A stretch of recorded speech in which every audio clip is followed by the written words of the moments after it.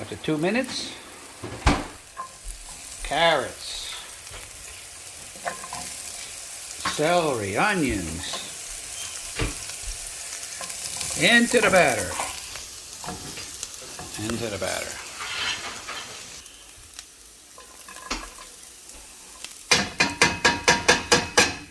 Now we add the garlic. We added some ginger paste. A half a cabbage we added. Now we stir everything. Not to wilt the cabbage too much. We just want to incorporate everything. Isn't this fun? A healthy dish. And a lousy cameraman. But we're going to get this done to perfection. The cabbage should melt down and put it on low. It'll create a little moisture.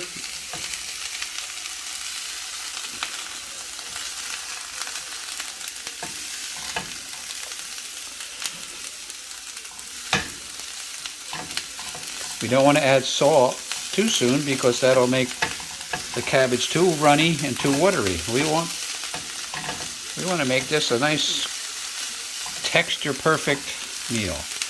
Oh, I know, there goes that word perfect. I got called out for calling something perfect. Perfect in my world is aiming for perfect.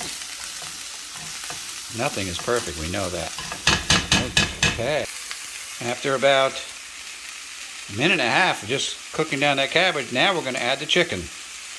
And then we're going to stir it up and get it incorporated. It's on low, but you can hear it sizzle. It's going to get nice and happy. Oh my gosh, this is going to be phenomenal.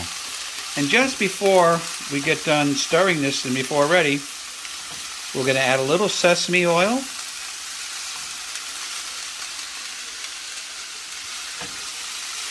And some soy sauce. And now we have it on a back burner. And all we're trying to do is get the chicken warm. Oh, I wish you could smell this. We'll just keep stirring it. Remember, we don't want to cook the cabbage so it's soggy.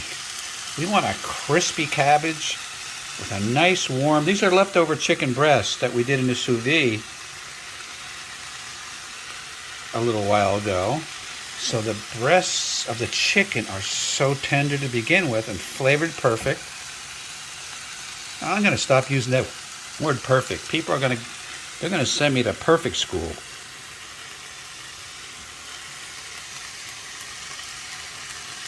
But we're just going to keep stirring this. Oh my. I know you can see the steam. And I know you've had egg rolls. And this is the filling for a chicken egg roll.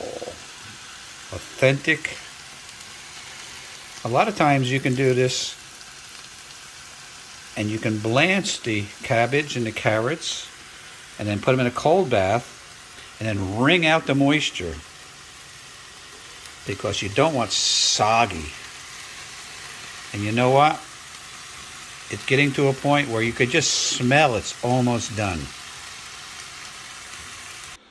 So to plate it, we just take a little bit, or as much as you want. We put it down a piece of lettuce, which we're using now, romaine.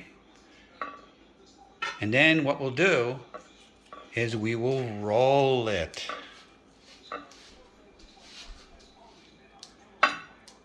And you can roll it one way or the other. It doesn't matter. You can do it long ways. And there you have a tremendous egg roll without all the fried. So you see we rolled one, or you can have it just on a bed of lettuce. You can roll it, use a fork. Healthy, healthy, healthy. And that, my folks, is an egg roll without any fried and gluten-free. And if you want to kick it up, you could try all the sauces. Soy sauce is great on this. Duck sauce. mustard sauce, but that's